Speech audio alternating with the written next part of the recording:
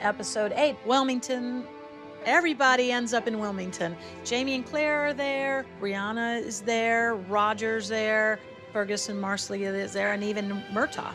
Something really cool in this episode is the play. And in fact, what's special about the play is when we researched it, it's actually written by one of the first American playwrights, and it's the first play written and performed in America, and it was performed in North Carolina. And I think when we researched, we found that it was common to talk during the play, not heckle per se, but just to comment. Such poetry. It was much more audience participation in the plays. Well, we also get to meet George Washington. Everybody knows the story of George Washington, the cherry tree. I spent my youth in Virginia. Chopping down cherry trees. But it's not a true story, so he never really cut down a cherry tree. So George Washington would, in fact, not know that story. And that's why she makes the remark, oh, it's just what people say. Figure of speech. And it's a little bit of a nod to American history. I love the Roger Brianna story, particularly in this episode. It is the first time we see them reunited and we see their handfasting. And it was such a lovely, beautiful moment.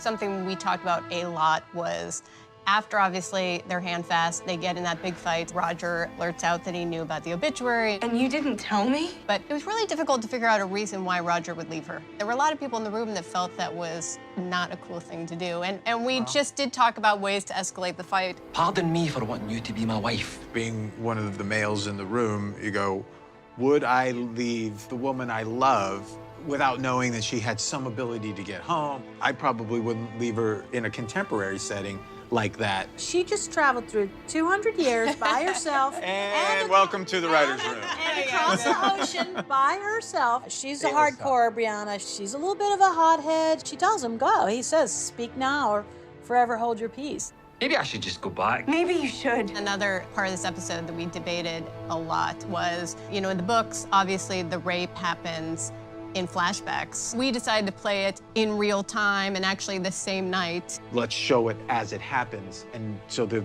audience can feel it along with the character at that moment. We chose specifically not to be on Brianna and Bonnet for the rape because we felt we also wanted to speak not only to Brianna's pain, but the fact that everyone there did nothing to stop it. It's a combination of both the best night of her life and the worst night of her life on the same night.